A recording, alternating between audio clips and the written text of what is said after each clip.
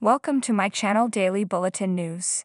Jack's arrival nearly derails Chad's search for Abigail, and Sarah runs out of ideas to reach Xander's mom. In today's Days of Our Lives, Leo calls Marlena in a panic from the square to tell her about a dream he had. "Leo, I gave you my card to make appointments, not to interpret your dreams." She hangs up as Alex enters and tells him not to use her number unless it's an emergency. Alex starts filling her in on him and Theresa, from her sleeping with Brady to Kristen breaking up with him, and how they're now reunited again. And now he's fully committed. He didn't quite trust her before, but now, it's time to settle down with someone he loves. Theresa could be her. Marlena congratulates him on his growth, only for Alex to ask if she thinks he should trust Theresa. Marlena punts it and says it's not appropriate for her to say. That's his choice. At the Kyriakis mansion, Theresa's talking to Victor's portrait about how she can't be with Brady. It's always disastrous, so Alex is the safer bet. She then apologizes, out loud, about making Alex Victor's son instead of Xander, just as Bonnie walks in. She wants to know what Theresa meant by screwing over Xander. Theresa pretends she was talking about Xander shooting Konstantin and runs out, but Bonnie's suspicious. Back in the square, Leo stops Theresa as she walks by the first time they've actually met. He introduces himself and asks her to join him / give him an exclusive interview about Konstantin. She gets annoyed, but Leo wonders aloud why Konstantin took her hostage and then warned everyone about an enemy in the Kyriakis' midst. Theresa is about to storm off when Leo stops to ask her about Alex, and if she has tips on how to score a fortune. They banter a bit and trade a few barbs, then Theresa says that being with Alex has nothing to do with money. Leo says that she reminds him of a friend that moved away recently, but she had a better accent and better hair. Upstairs, Maggie finally wakes with Sarah by her side, horrified to remember all that had gone down with Konstantin. "Please tell me he's locked in prison." "No," Sarah says, "Konstantin is dead."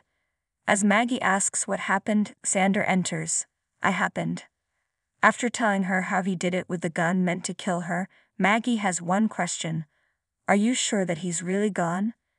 They get into all that happened, from Steve getting shot to Theresa being taken hostage and almost getting strangled. "It sounds like you didn't have any choice." "No, Maggie," he replies, "I had a choice. It was rage, pure and simple. Konstantin kidnapped Victoria, murdered Victor and tried to kill Maggie. He didn't have to shoot or shoot to kill, but he did." Maggie asks if he's feeling guilty. "No, I'm glad the bastard's dead." He apologizes, saying she cared about him once. No, she despises him and is glad he's rotting in hell. She just regrets she wasn't the one to put him there. She's glad Xander didn't get charged, but points out none of us got away unscathed. She thanks him for always being there for her, and apologizes for Victor's treatment. She thinks he was so hard on Xander because he reminded him the most of himself, and Xander never left Victor. "In many ways, you were closer to him than his own sons." Downstairs, Bonnie asks how Maggie's doing when Sarah comes down. They then talk about how all the time they were worried about Maggie being conned, but she was pulling the wool over Khan's eyes. Was she? Bonnie then asks about Xander's mom, but Sarah never heard anything. Cue Xander's mom calling her back. Except it's not his mom. She's had the number for years but has no relation to Xander's mom. Chad and Julie are debating the truth of Abigail being alive at the Horton house. He needs to get the answers today. "No can do," Julie tells him. "It's Juneteenth, federal holiday." Chad says it's fine, he called the bank manager, and they can get in.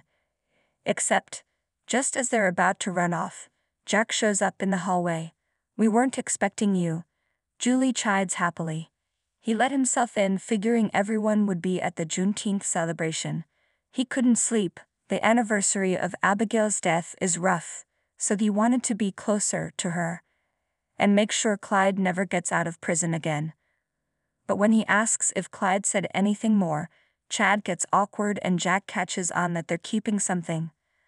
Stay tuned and subscribe the channel.